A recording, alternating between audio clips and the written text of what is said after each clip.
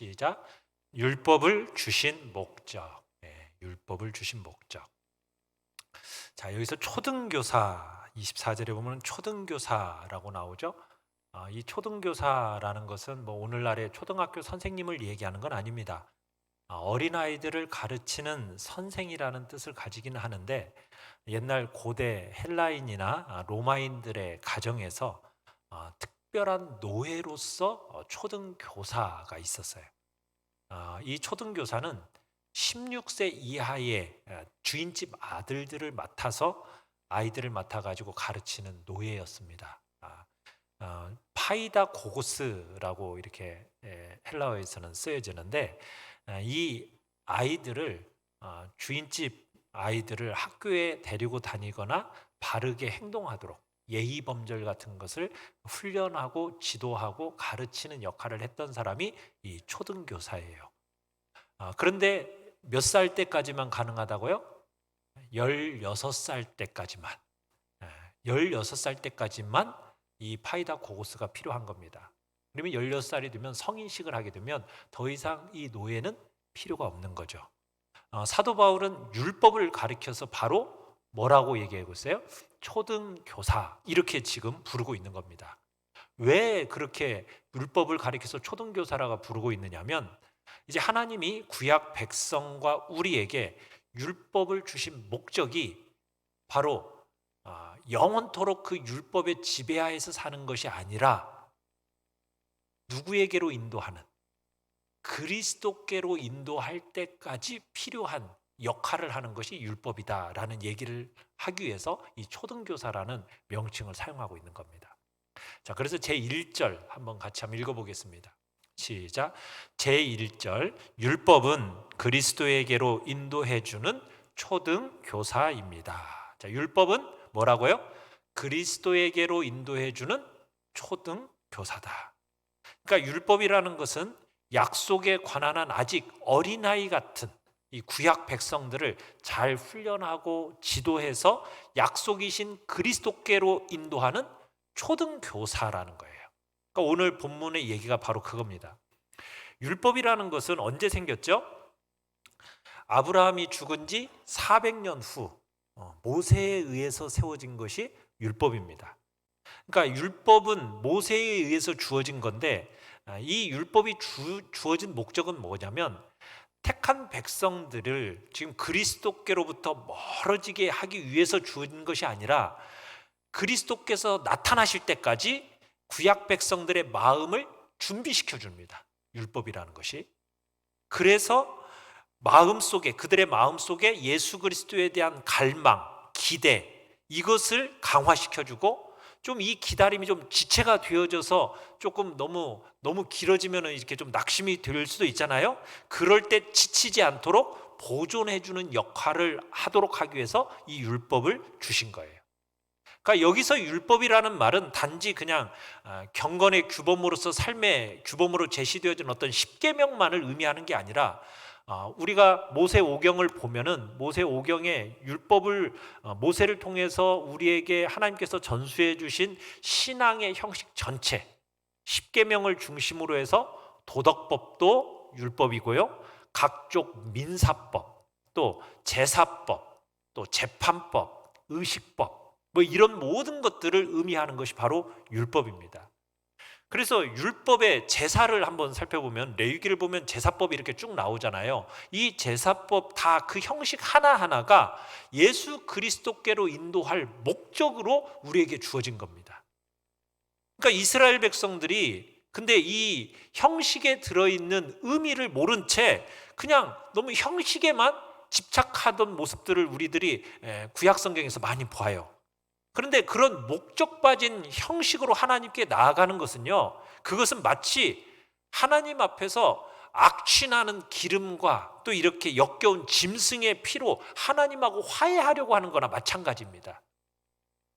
이것은 얼토당토하는 짓이 되는 거예요. 그러니까 율법 의식 전체 속에는 진리가 들어있어요. 그 진리를 드러내는 그림자와 상징으로서 우리에게 율법이 주어진 거거든요.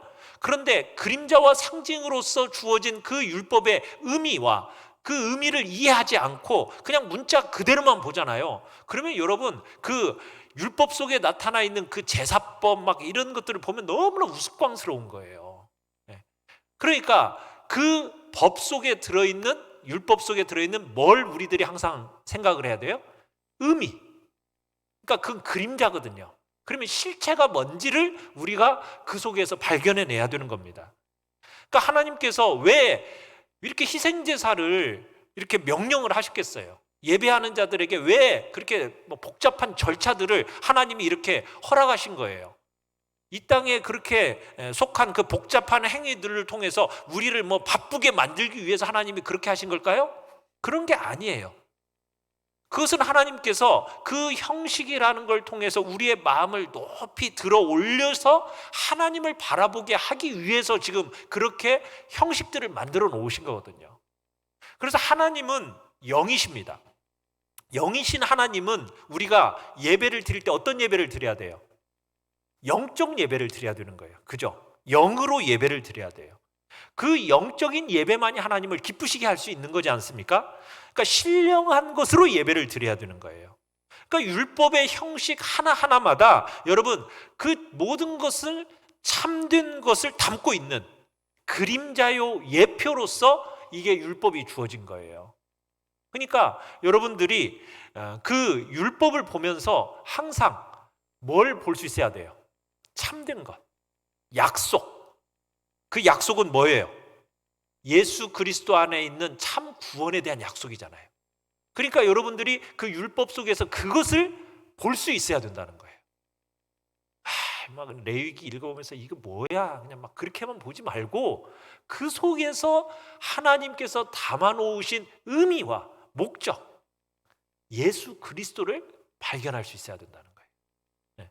그래서 여러분 히브리서 기자가 히브리서 4장부터 11장까지 해서 구약의 모든 의식들은 예수 그리스도가 오시기까지만 맡겨두신 것이다 이렇게 표현을 하고 있어요. 그러니까 예수 그리스도께서 오시면서 이 의식들의 의미를 온전히 구현해 주셨거든요. 그때까지 이 율법들은 명백한 한계가 있는 겁니다. 로마서 10장 4절에서 사도 바울이 이런 말을 하고 있어요. 같이 한번 읽어보겠습니다. 시작. 그리스도는 모든 믿는 자에게 의를 이루기 위하여 율법의 마침이 되셨다 이런 표현을 쓰고 있어요. 예수 그리스도가 율법의 마침이시다. 자, 그 다음에 고린도후서 3장 6절입니다. 시작. 율법 조문으로 하지 아니하고 오직 영으로 함이니 율법 조문은 죽이는 것이요 영은 살리는 것이니라. 그러니까 율법의 조문이 아니라 뭘로 하는 거다? 영이다. 영. 그러니까 우리의 예배는 영적인 예배가 돼야 되는 거예요. 그러니까 바울은 예수 그리스도께서 값없으신 의의 전가, 이 의의 전가를 통해서 그리고 중생의 영으로 말미암아 우리에게 의를 베풀어 주십니다. 그때까지는 계명들이 아무리 의를 가르친다고 해도 그게 소용이 없다라는 것을 가르치고 있는 거예요. 그래서 예수 그리스도가 율법의 성취요, 율법의 뭐라고 얘기하고 있어요? 마침이다 이렇게 기록하고 있는 거예요. 그래서 구약의 율법은 누구에게로 인도하는? 예수 그리스도께로 인도하는 뭐다? 초등교사다. 무슨 말인지 이해되시죠? 초등교사. 누구에게로? 예수 그리스도께로 인도하는 초등교사의 역할을 하는 게 뭐다? 율법이다. 율법. 네. 그러니까 율법의 의미를 여러분들이 아셔야 돼요. 자, 그런데 제2절 같이 한번 읽어봅시다. 시작. 아무도 율법을 지킬 수 없습니다. 자, 하나님께서 우리에게 율법을 주셨는데 도덕적 율법도 우리에게 주셨어요. 여러분, 이 도덕적 율법을 주신 목적이 뭐예요? 왜 우리에게 도덕적인 율법을 주셨겠어요? 십계명과 같은 도덕적인 율법을 왜 우리에게 주셨겠어요? 뭐 하도록? 우리로 하여금 나 자신의 죄를 깨달아서 죄 용서함을 구하도록 하기 위해서 율법을 주신 거예요. 그러니까 우리의 입을 막기 위해서 주셨다는 거예요. 왜 입을 막아요? 거룩하신 율법 앞에 우리가 딱 서면은 변명할 수가 있어요, 없어요? 아무도 변명할 수 없도록 하기 위해서 우리에게 율법을 주신 거예요. 우리가요, 여러분들 율법을 완전히 준수하기만 하면요, 하나님 앞에서 완전한 의로 여러분이 심판대, 하늘의 심판대 앞에서 당당하게 설 수 있어요. 의로운 자로 인정받을 수 있어요. 어떻게만 하면은, 완전히 그 율법을 준수하기만 하면. 자, 그런데 우리가 그 율법을 완전히 준수할 수 있어요, 없어요? 그게 불가능하잖아요. 그죠? 그래서 우리는 생명의 약속에서 제외되는 것이고 저주의 나락에 빠질 수밖에 없는 거예요. 그게 우리의 운명이에요. 결국 율법에서 뭘 우리로 하여금 알게 하는 거라고요? 우리가 율법을 행할 수 없는 비참한 처지라는 것을 우리로 하여금 더 잘 알도록 하기 위해서 율법을 주신 거예요. 그래서 여러분이 율법을 향해서 가까이 가면 갈수록요, 우리가 구원의 소망에서부터 끊어져 버린 상태에 있다라는 것, 그리고 내 스스로는 결국 죽음의 위협밖에는 받을 수 없다라는 것, 이 모습을 우리가 보게 되는 겁니다. 그러니까 율법에서는 오로지 절박한 죽음만을 깨닫게 되는 거예요. 나는 죽을 수밖에 없는 죄인이구나. 율법만 바라보면 그런 거예요. 그러니까 실망, 혼동, 절망, 이게 우리가 율법을 향해 가까이 가면 가까이 갈수록 우리가 느끼게 되는, 마음에 가득할 수밖에 없는 그 감정이에요. 거기서 우리에게 주어지는 것은 정죄와 저주밖에 없는 거죠. 그러니까 율법을 우리가 가까이 가면 갈수록 그렇게 느끼게 되는 거예요. 왜? 우리가 율법을 지키는 것이 불가능하기 때문에. 성도라 할지라도 여러분, 여전히 우리는 사망의 몸을 입고 있어요. 그렇기 때문에 우리가 정말 마음을 다하고 목숨을 다하고 힘을 다하고 뜻을 다하여 내가 하나님을 사랑해야지, 사랑해줘요? 안 되잖아요. 완전한 사랑의 목표에 우리가 도달할 사람은 단 한 사로 없다라는 것 여러분 다 아시잖아요. 왜? 이 육체가 정욕이라는 질병에 걸려버렸기 때문에 우리는 하나님 앞에서 그렇게 완벽하게 율법을 지킬 수 있는 사람은 아무도 없는 거예요. 그래서 율법 아래에 있는 우리 모든 인간들은 다 저주받은 상태에 있다라는 거죠. 그래서 갈라디아서 3장 10절에 이렇게 얘기하고 있어요. 같이 한번 읽어보죠. 시작. 기록된 바 누구든지 율법책에 기록된 대로 모든 일을 항상 행하지 아니하는 자는 저주 아래 있는 자라 하였습니다. 그러니까 율법대로 항상 행하지 아니하면 뭐 아래 있는 자다? 저주 아래 있는 자다. 이 말은 결국 뭐예요? 아무도 그렇게 살 수 있다 없다? 살 수 없다라는 것을 암시하고 있는 거예요. 그러면 도대체 누가 구원받아요? 그러니까 제자들이 예수님한테 그러죠. 부자가 이렇게 구원을 받을 수 없다라고 얘기를 하니까 제자들이 뭐래요? 그러면 누가 구원받을 수 있겠습니까? 그때 예수님이 뭐라고 말씀해? 제자들한테 뭐라고 말씀하셨죠? 마태복음 19장 25절 26절에서 시작. 사람으로는 할 수 없으나 하나님으로서는 다 하실 수 있다. 아무도 율법을 지킬 수 없지만 율법에는 하나님이 원하시는 자들에게는 율법의 요구를 만족시켜 줄 수 있게 해주시는 하나님의 약속이 담겨 있다는 거예요. 인간으로서는 할 수 없는데 하나님이 하시겠다라는 하나님의 약속이 그 율법 속에 담겨 있는 거예요. 그래서 율법이라는 것은 우리를 그 약속으로 인도해주는 초등교사의 역할을 하고 있는 겁니다. 자, 그러면 제3절 시작. 율법이 하는 일 세 가지. 자, 그러면 이 도덕적인 율법을 주신 목적이 뭐냐? 도덕법의 기능이 뭐냐? 도덕적인 율법이 하는 일은 세 가지, 다음과 같은 세 가지 일을 해요. 첫 번째는 뭐냐면 자만의 가면을 벗게 만들어줍니다. 자만의 가면. 그러니까 율법이라는 것은 하나님의 의를 밝히 드러내줍니다. 밝히 보여줘요. 그리고는 우리 각 사람의 불의를 낱낱이 드러냅니다. 그러면서 무수한 죄악이 내 안에 바글바글하다라는 것을 깨닫게 해주는 것이 그게 바로 율법이에요. 우리가 얼마나 자기 사랑으로 눈먼 존재들이에요. 거기에 취해 있는 사람으로서 반드시 자신의 무력함, 부정함, 이것을 알고 고백하도록 만들어주는 것이 율법이라는 거죠. 그러니까 내 삶 전체를 율법이라는 저울에 딱 올려놔 봐요. 그러면은 곧바로 깨닫는 거예요. 발견하는 거예요. 뭘 발견해요? 나라는 인간이 하나님의 거룩과는 얼마나 거리가 먼 존재인가를 우리로 하여금 깨닫게 만들어주는 것이 바로 뭐예요? 율법이라는 거예요. 그러니까 나로 하여금 자만의 그 가면을 벗겨주는 거죠. 과거에는 그래도 나 정도만 돼봐, 하면서 자기 어떤 순결한 모습을 이렇게 생각되던 자기 자신이었는데, 이 율법 속에다 딱 집어넣어 보니까 이게 내가 얼마나 이 죄악으로 무수한 악행으로 가득 차 있는 존재인지를 발견하게 만들어주는 것이 바로 뭐라고요? 율법이라는 거예요. 탐욕이라는 악들이요, 우리 마음속 깊이 교묘하게 숨어 있어요. 그래서 우리도요, 속아 넘어가기가 너무 쉬워요. 탐욕이라는 이 죄가 우리 안에 들어있거든요. 그러니까 로마서 7장 7절에 바울이 이렇게 얘기를 하고 있어요. 시작. 율법이 탐내지 말라 하지 아니하였더라면 내가 탐심을 알지 못하였으리라. 여러분, 이렇게 말씀한 데는 다 이유가 있는 거예요. 왜? 이 탐심이라는 것이 여러분의 이 마음 깊은 굴 속에 다 숨어 있어요. 그 숨어 있는 것을 누가 끄집어내요? 율법이라는 것이 딱 끌어가지고 바깥으로 끄집어내 놓는 거예요. 근데 내 안에 율법이 있는지 없는지를 나는 잘 못 느껴요. 뭐가 느끼게 해주는 거예요? 율법이.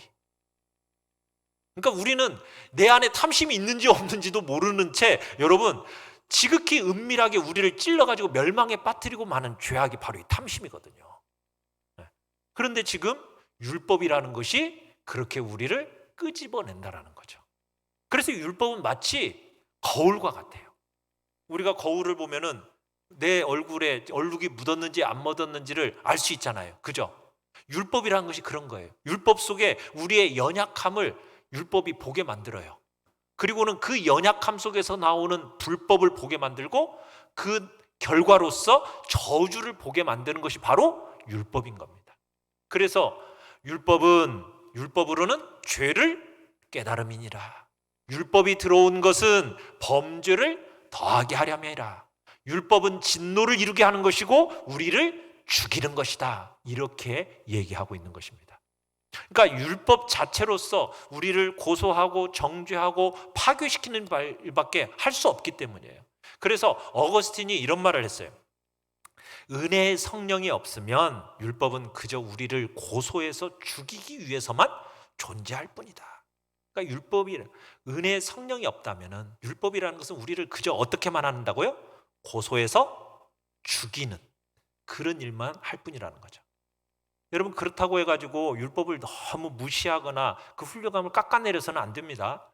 우리의 의지가 율법에 복종하고자 하는 그 자세를 완전히 갖춘다면 여러분, 율법을 아는 것만으로도 구원받기 충분해요. 그런데 이 우리가 육신적으로 부패하고 본성적으로 이렇게 너무 타락한 존재이기 때문에 우리 이 본성이 이 신령한 하나님의 율법하고 막 격렬하게 싸워요.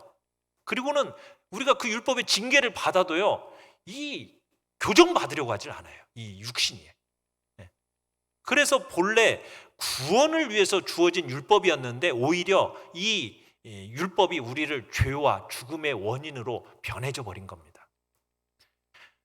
여러분, 그런데요, 같은 율법이라도 하나님의 자녀에게 있어서는 전혀 다른 효과가 나타나요. 무슨 얘기냐면, 불신자들은 완악한 마음 때문에 율법으로 말미암아 공포심을 느끼게 돼요. 그런데 하나님의 자녀들에게는 율법을 아는 지식이 다른 목적이에요. 하나님의 자녀들은 내 힘으로는 안 된다. 내 힘으로 믿는 것은 어리석은 생각이다. 이것을 다 버리고는 뭐예요? 오직 누구만을 붙들도록 하는 거예요. 그래, 하나님의 손길밖에 내가 붙들 게 없어. 하나님의 그 손길에 의해서만 내가 지탱되고 설 수 있는 거야. 이것을 깨닫게 해주는 것이 바로 율법인 거죠. 나는 안 되는구나. 오직 무엇만 필요하다는 거예요? 하나님이 나를 붙들어 주셔야 돼. 하나님의 은혜가 필요해.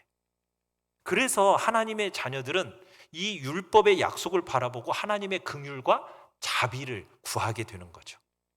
그러니까 참된 믿음을 가진 사람들은 이 율법 속에서 내 뭘 깨달아요? 자만을 깨닫고, 그리고서는 완전히 내가 하나님 앞에 뭐밖에는 기대할 수밖에 없는 존재다? 긍휼하심 밖에는 내가 기대할 수 없는 존재라는 것을 깨닫고 하나님의 긍휼하심과 자비하심을 구하고 기다리는 사람으로 만들어내는 게 또한 뭐더라? 율법이라는 거예요. 어거스틴이 힐라리우스라는 사람에게 보낸 편지에서 이런 말을 썼어요. 우리가 율법의 요구 조건들을 이행하려고 애쓰다 우리의 연약함으로 인하여 지칠 때에 율법은 우리더러 은혜의 도우심을 구하는 법을 알라 명령합니다. 그러니까 우리가 스스로 막 하나님의 앞에서 막 율법을 막 지키려고 막 애를 써요. 그런데 애쓸수록 우리의 뭐만 느껴져요? 연약함만 느껴요. 그러면서 지쳐요. 그럴 때 우리는 뭘 구해요? 하나님의 은혜가 필요합니다. 나를 도와주세요. 하나님 긍휼히 여기세요. 이런 모습이 되어진다는 거예요. 로마의 교황 이노켄티우스 1세에게 보낸 편지에서도 율법이라는 것은 명령하고 은혜가 그것을 행할 힘을 공급해 줍니다. 그러니까는 은혜를 구할 수밖에 없도록 만들어주는 게 율법이라는 거죠. 우리 믿는 자들에게는 율법이 그런 역할을 하는 거예요. 또 발렌티누스라는 사람에게 보내는 글에서도 하나님께서 우리가 행할 수 없는 것을 명령하시는 것은 우리가 그에게서 구해야 할 바를 알게 하시기 위함이다. 우리가 할 수 없는 것을 왜 하나님이 우리에게 왜 주셨어요? 왜 주셨을까요? 주신 이유가 뭐예요?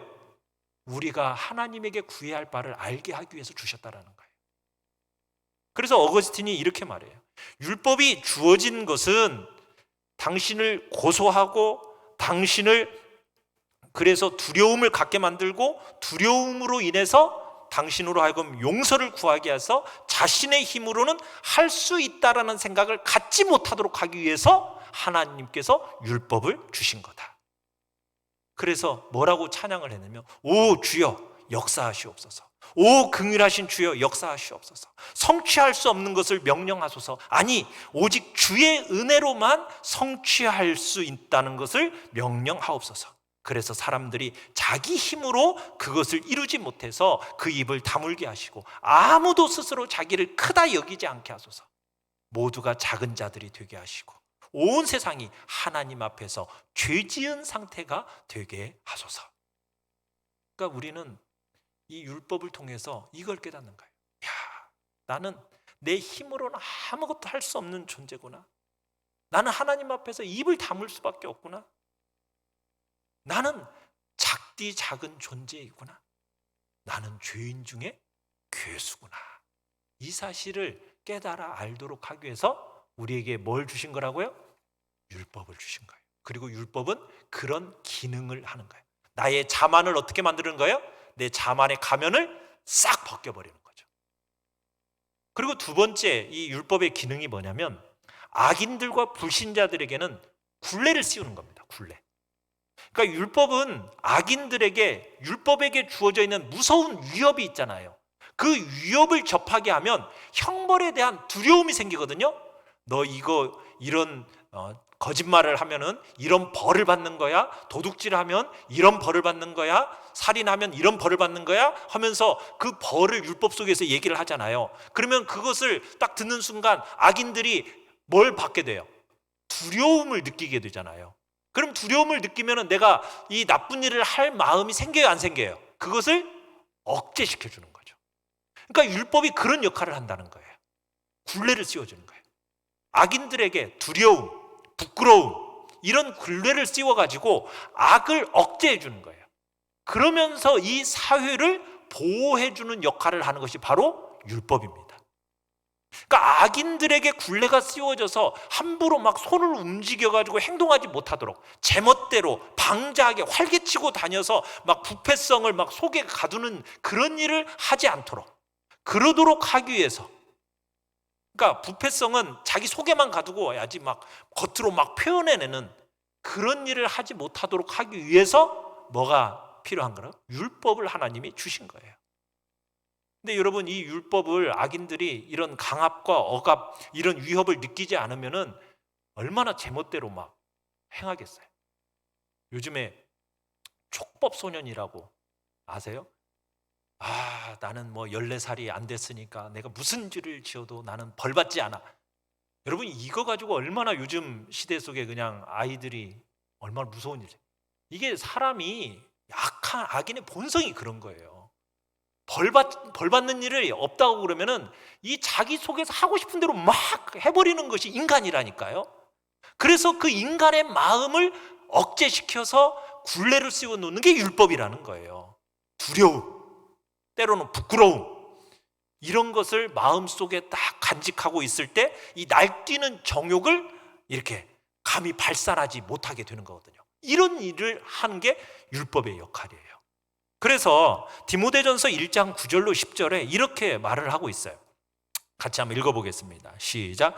율법은 옳은 사람을 위하여 세운 것이 아니요 오직 불법한 자와 복종하지 아니하는 자와 경건하지 아니한 자와 죄인과 거룩하지 아니한 자와 망령된 자와 아버지를 죽이는 자와 어머니를 죽이는 자와 살인하는 자며 음행하는 자와 남색하는 자와 인신매매를 하는 자와 거짓말하는 자와 거짓 맹세하는 자와 기타 바른 교훈을 거스르는 자를 위함이니. 그러니까 율법이 주어진 게 바로 이런 목적으로 주어졌다라는 거죠. 율법이 그냥 내버려두면 한정없이 날뛰는 이 육체의 정욕을 억제시키는 그 고삐와 같은 역할을 하도록, 그렇게 율법을 하나님이 우리에게 주신 거예요. 근데 참 이게 억누른다고 해서 이게 다 될까요? 이게 또 안 되죠. 막 억누를수록 또 이게 속에서 막 강하게 불길이 치솟는 법이잖아요. 그러니까 율법이 끔찍한 위협, 이게 방해만 없으면 뭐든지 막 할 수 있고 어디선지 막 그 속에서부터 끌어오르는 이 정욕의 불길을 터뜨릴 수 있는 상태. 이게 죄인의 모습이에요. 그러니까는 막 율법 자체를 지극히 미워하고 율법 주신 하나님을 사악하게 막 저주하고 할 수만 있으면 하나님까지도 막 제거해 버리려고 하는 것이, 이게 이제 바로 그 마음이 가득한 게 이 인간이에요. 악한 인간들이죠. 어쨌든 하나님은 이 율법이라는 걸 통해서 강제적으로라도 이 사람들의 마음 속에 있는 이걸 억눌러서 이 사회가 공공적으로 평안함을 누리도록 유지되도록 하기 위해서 질서를, 안녕을 유지시키는 하나의 방편으로서 율법을 주신 겁니다. 자, 그런데 이 율법이 우리를 또 그리스도께로 인도하는 초등교사라고 그랬잖아요. 이 율법의 두 가지 기능들이 있는데, 이 율법이 이제 초등교사가 돼서 우리를 그리스도께로 인도하는데 두 종류가 있어요. 그러니까 두 종류의 사람이 있는데, 첫 번째 종류의 사람은 뭐냐면 이런 사람이 있죠. 나는 뭐 내 자기 의가 막 가득한 사람, 자기 덕으로 확신에 차 있는 사람들이 있어요. 근데 여러분, 자기 의하고 자기 덕이 자기 안에 있는 것을 이걸 비워야 되거든요. 이게 비워지지 않으면은 그리스도의 은혜를 받기에 합당한 상태가 안 돼요. 내 안에 있는 의, 자기 덕, 이것이 비워져야 돼요. 이것을 비우도록 하기 위해서 뭐가 사용된다고요? 율법이. 그래서 율법이 우리 자신의 비참한 처지를 깨닫게 만들어가지고 겸손하게 지극히 낮춰가지고 과거에는 부족한 줄 몰랐던 그것들을 구할 마음의 자세를 갖게 하는 것이 바로 이게 율법의 기능이에요. 두 번째는 아까도 얘기했지만 굴레가 필요하다고 그랬어요. 어떤 사람들에게 막 마음의 정욕대로 날뛰고 자기가 막 하고 싶은 대로 막 하는 사람들, 이런 사람들에게 바로 굴레로서 율법이 필요한 거예요. 근데 이런 두려움은 하나님의 자녀에게 있어서 마땅히 있어야 할 어떤 정결하고 순결한 두려움이 아니라고 그랬어요. 율법의 굴레로 제재를 받고 하나님을 향해서 모종의 어떤 두려움, 존경심을 갖고, 그리고는 이제 나중에는 중생하는 그런 자리에까지 이르게 되어지도록 하기 위해서 이 율법이 그 기능으로서 감당하는 겁니다. 자, 그러면 이제 세 번째 기능이 있어요. 율법의 세 번째 기능. 이 세 번째 기능은 뭐냐면 우리 신자들에게 해당되는 기능인데, 이 율법이 우리를 충고해주고 우리에게 권고해줍니다. 교훈을 줍니다. 그런 역할을 하는 게 이 율법이에요. 그러니까 이 기능이 어떻게 보면 율법의 기능 중에 있어서 가장 주된 기능인데 율법의 고유 목적에 가깝다고 할 수가 있습니다. 그러니까 이 율법의 이 기능은 이미 하나님의 성령께서 그 마음속에 거하시고 다스리시는 신자들과 관련된 거예요. 신자들의 마음속에 이미 성령의 감동을 통해서 감동을 받고 새로워져서 또 하나님께 순종하기를 사모하는 그런 상태에 있는 사람들에게 율법이 두 가지 방식으로 이제 하는데요. 첫 번째 방식은 뭐냐면 배우게 해줍니다. 그러니까 주님의 뜻의 본질을 날마다 철저하게 배우게 해주는 것이 율법이에요. 율법이라는 것은 그 뜻을 깨닫고 있음을 확증하게 해주는 최고의 도구가 율법입니다. 마치 내가 하나님을 향해서 여러분이 정말 주인을 섬기는 마음을 다해 섬기는 자세를 갖춘 종이라고 한번 생각해 보면 종이 어떤 마음을 품겠어요? 내가 주인을 어떻게 하면 기쁘게 할까? 주인의 뜻이 뭐지? 내가 주인의 뜻에 내가 맞춰서 내가 주인의 마음을 기쁘게 해줘야겠다. 내가 그래서 주인의 이모저모를 내가 좀 살펴보고 관찰해야 될 것 같아. 이게 정말 주인을 마음을 다해 섬기는 사람의 자세잖아요. 마찬가지로 여러분이 내가 어떻게 하면 하나님을 기쁘시게 하지? 어떻게 하면 내가 하나님의 마음에 좀 맞는 삶을 살까? 여러분 그렇게 하기 위해서는 우리가 뭘 봐야 될까요? 바로 율법, 하나님의 말씀을 봐야 되는 거예요. 그러니까 날마다 이 율법의 교훈을 받아서 하나님의 뜻을 더 순전하게 아는 일에 우리가 힘쓸 때 우리가 새롭게 전진해 나가게 되는 거예요. 우리에게 이 하나님의 말씀이 가르침을 주는 거죠. 하나님의 뜻, 하나님의 마음. 그리고 우리에게 권고도 또한 필요해요. 우리가 자주 율법을 묵상해야 돼요. 그 묵상해야만이 순종하고자 하는 마음이 일깨움을 받아요. 여러분 하나님의 말씀을 읽지 않고 율법을 읽지 않고는요 우리의 마음에 순종하고자 하는 마음이요 여러분 안 생깁니다. 그래서 읽어야 되는 거예요. 날마다 읽어야 되는 거예요. 우리가 매일같이 읽어야만이 그 안에서 강건해지는 거예요. 하나님의 율법을 우리가 매일같이 묵상하고 읽어나갈 때 우리가 미끄러지기 쉬운 그 범죄의 길에서 다시 돌이킴을 받을 수 있는 겁니다. 성도들은 이렇게 율법을 통해서 계속 전진해 가야 되는 거예요. 아무리 성령에 따라서 하나님의 의를 이루기 위해서 여러분이 애쓰려고 노력해도요 이 육체라는 것이요 이 냉담해져 있기 때문에 언제나 우리를 짓누릅니다. 이 육체라는 게 그래요. 우리가 지금 육체를 입고 사는 동안에는 여러분 우리에게 있어서 이 게으른 나귀를 막 채찍으로 때리는 것처럼 뭐가 그렇게 하느냐? 이 율법이라는 것이 우리에게 그런 역할을 하는 거예요. 여러분 신령한 사람이라 아무리 이 땅에 신령한 사람이라 할지라도 여러분 아직 육체의 무게에 의해서 완전히 해방되는 게 아니에요. 그러다 보니까 율법이라는 것이 우리를 끊임없이 찔러대줘야 돼. 그래야 우리가 나태하지 않게 사는 거예요. 시편 19편 7절로 8절에서 이런 얘기를 합니다. 같이 한번 읽어보겠습니다. 시작. 여호와의 율법은 완전하여 영혼을 소성시키며 여호와의 증거는 확실하여 우둔한 자를 지혜롭게 하며 여호와의 교훈은 정직하여 마음을 기쁘게 하고 여호와의 계명은 순결하여 눈을 밝게 하시도다. 여러분 하나님의 말씀을 왜 우리가 매일같이 읽고 묵상해야 돼야 하는지 이유가 있는 거예요. 이 죄악된 이 육신을 걸치고 살아가는 우리에게 있어서는 이 말씀이 꼭 필요한 거거든요.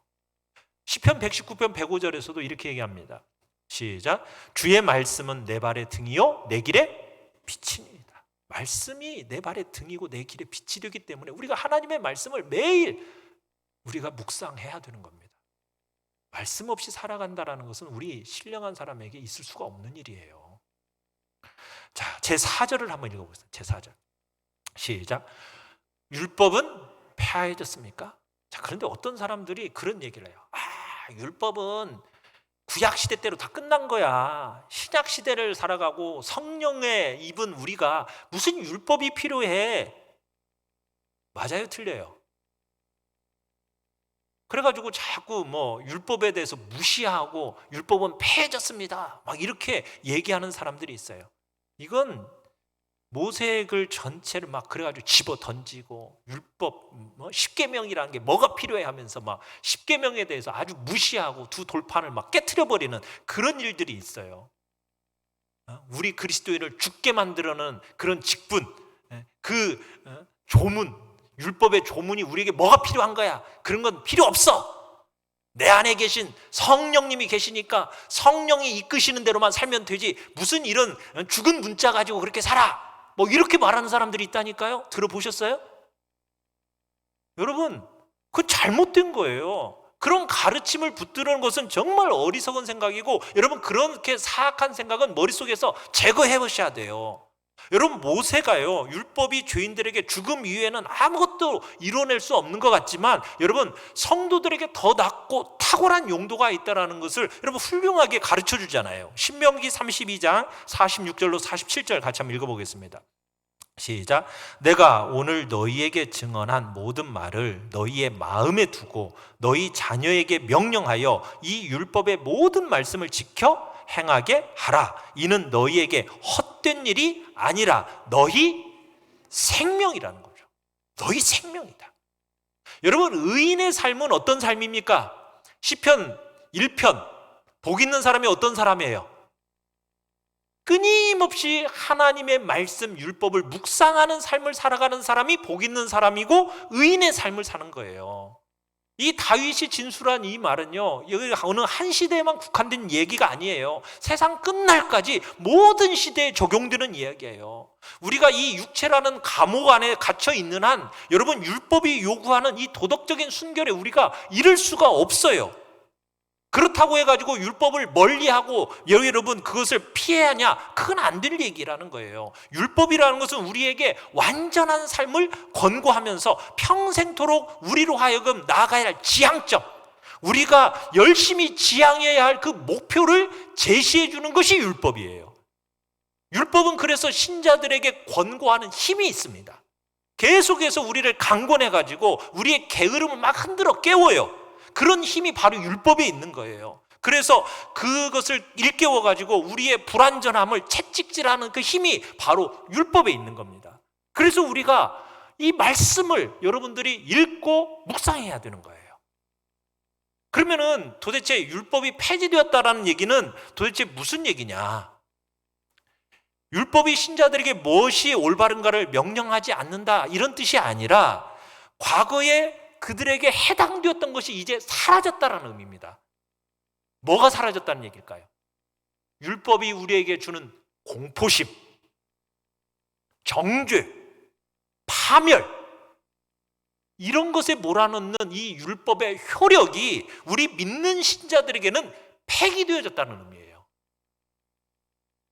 율법을 보면서 우리는 더 이상 막 공포심을 막 갖고 정죄당하고 파멸에 이를까 봐 막 두려워하고, 여러분 그래요, 안 그래요?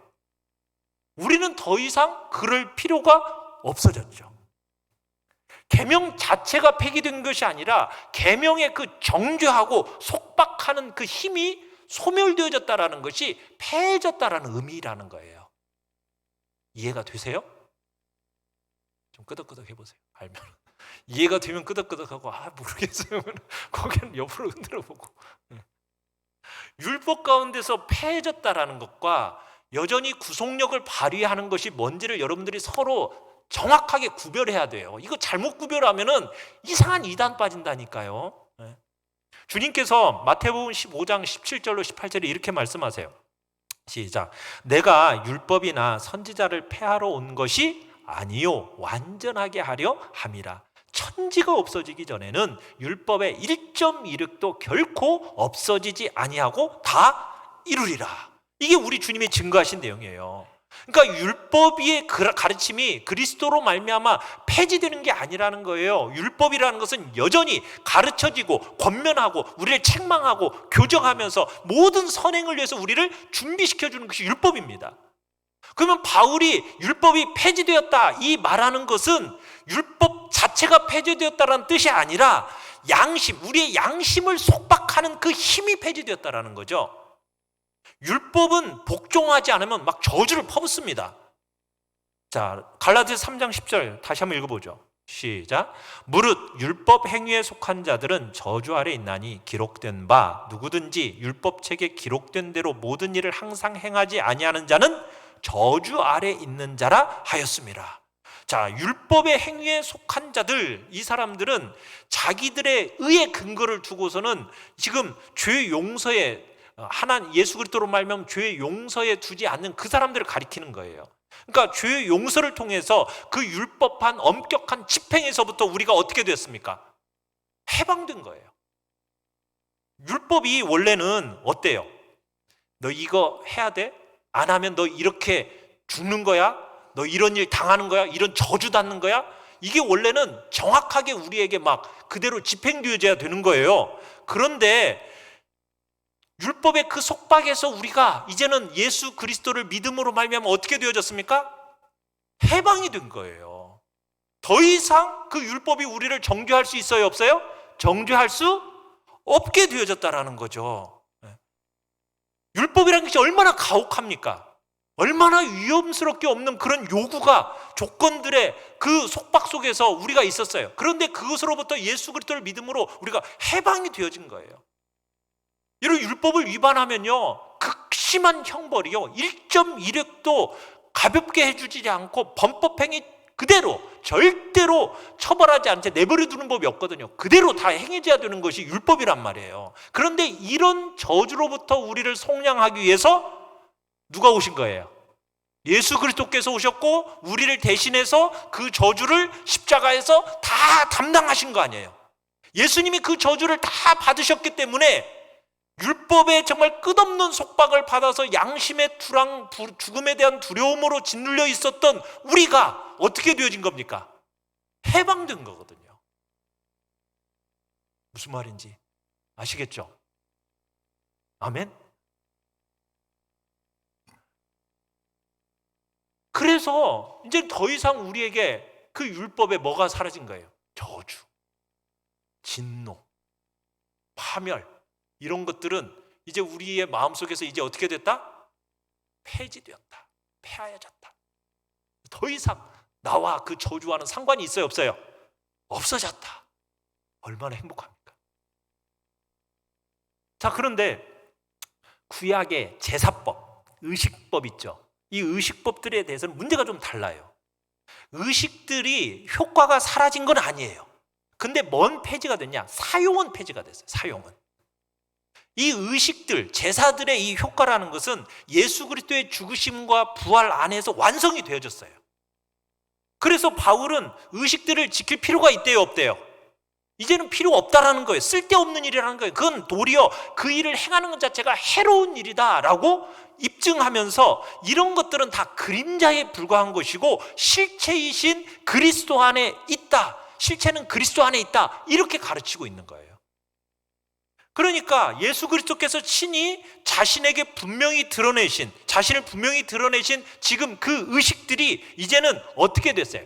폐지가 된 거예요. 의식법은 폐지가 된 겁니다. 왜요? 진리가 더 환하게 비춰져 버렸으니까.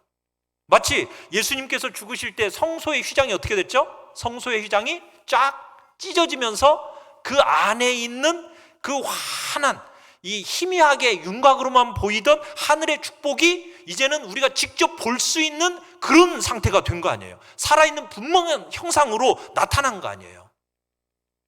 그래서 누가복음 16장 16절에 이렇게 얘기하고 있어요. 시작. 율법과 선지자는 요한의 때까지요. 그 후부터는 하나님 나라의 복음이 전파되어 사람마다 그리로 침입하느니라.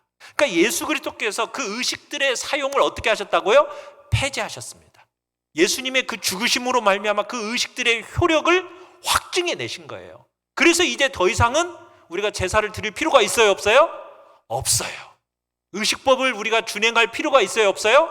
없어요. 폐하해졌어요. 그러나 효력은 남아있어요, 없어요? 남아있어요. 예수 그리스도 안에서. 골로새서 2장 13절로 15절을 같이 한번 읽어보겠습니다. 시작. 범죄와 육체의 무할례로 죽었던 너희를 하나님이 그와 함께 살리시고 우리의 모든 죄를 사하시고 우리를 거스르고 불리게 하는 법조문으로 쓴 증서를 지우시고 제하여 버리사 십자가에 못 박으시고 통치자들과 권세들을 무력화하여 드러내어 구경거리로 삼으시고 십자가로 그들을 이기셨느니라. 아멘. 여러분, 구약의 의식들은 죄를 없앨 힘은 없었어요. 의식들이라는 것은 그저 죄가 있다라는 것을 확증하는 것밖에 아무것도 하지 못했습니다. 그러나 예수 그리스도께서 이제 영원한 속죄를 이루심으로 말미암아 날마다 지켜온 그 의식을 이제는 폐하여 버리신 겁니다. 율법이 폐하해졌다라는 말의 의미를 좀 이해가 되세요? 네. 이해 잘 하셔야 됩니다. 네. 그 이상한 데서 이상한 얘기 듣고 그런데 이렇게 귀를 쫑긋하지 마시고 성경에서 뭐라고 얘기하는가를 여러분들이 아셔야 되는 거예요. 네. 그러니까 율법이라는 게 뭔지 초등교사가 되어서 우리를 훈련시켜주고 지도해서 그리스도께로 인도해 줍니다. 근데 율법은 은혜가 아니면 지킬 수 없는 거예요. 은혜 안에서라야 지킬 수 있는 완전한 표준인 겁니다. 그 율법은 우리의 교만의 가면을 벗겨줘요. 악인들에게는 굴레를 씌워줘요. 성도들에게는 교훈과 충고를 가르쳐서 선을 행하게 만들어주는 게 율법입니다. 예수 그리스도 안에 있는 율법, 이제 그 효과가 완성이 되었습니다. 저주는요, 폐지되었습니다. 사랑하는 성도 여러분, 거룩하신 이 하나님의 율법 앞에 여러분 서서 정말 나는 변명할 수 없는 존재라는 거 인정해 보셨습니까? 정말 율법을 통해서 내가 생명의 그 약속에서 제외되고 저주의 나락으로 떨어져서 비참한 처지에 있었다라는 것을 여러분 보셨어요? 아니면 여전히 아직도 내 의, 자기 덕, 자기 확신 이런 게 가득 차 있으세요? 여러분 좀 더 이 거울 같은 율법을 자세히 들여다보십시오. 거기 보면은 자기의 덕이라는 것, 자기 의라는 것은 설 자리가 없다라는 것을 깨닫게 돼요. 그 자기 덕과 자기 의라는 것을 비워내셔야 됩니다. 그래야만이 내가 비참한 처지를 깨달아야 겸손으로 지극히 낮추어져서 내가 예수 그리스도의 은혜를 받기에 합당한 상태가 만들어져 가는 거예요. 율법 속에서 여러분의 연약함을 보셔야 된다는 거예요. 그리고 그 연약함 속에서 나오는 불법적인 존재라는 것을 보셔야 돼요. 그리고 나는 결과적으로 저주받을 수밖에 없는 존재라는 사실을 여러분들이 보셔야 되는 거예요. 아직도 내 힘으로 뭔가 얻을 수 있다. 여러분 이런 어리석은 생각은 버리셔야 돼요. 오직 하나님의 손길밖에는 내가 지탱할 수 있는 힘이 없다. 하나님이 나를 도와주셔야 돼. 하나님이 나를 붙들어 주셔야 돼. 하나님의 은혜와 긍휼과 자비가 없이는 나는 살 수 없는 존재야. 여러분 그렇게 하나님의 긍휼과 자비와 은혜라는 은혜만을 구하고 기다리는 사람이 되셔야 된다는 얘기예요. 그러기 위해서 여러분 날마다 이 율법의 교훈을 받으셔야 됩니다. 하나님의 뜻이 무엇일까? 여러분 끊임없이 여러분들의 마음속에 하나님의 뜻을 아는 일에 순전하게 여러분들을 이렇게 해나가는데 막 계속 전진해 나가셔야 돼요. 왜? 아직도 우리의 육체는 무게가 있습니다. 이 육체의 무게에서 우리가 완전히 해방된 건 아니기 때문에 여러분 율법으로 끊임없이 우리의 이 육신을 끊임없이 찔러대야 돼요.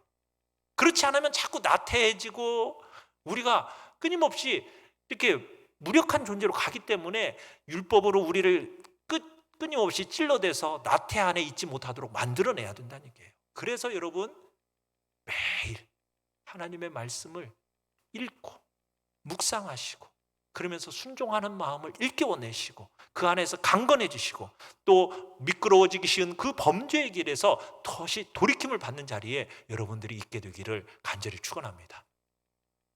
우리 같이 찬송합시다. 먹보다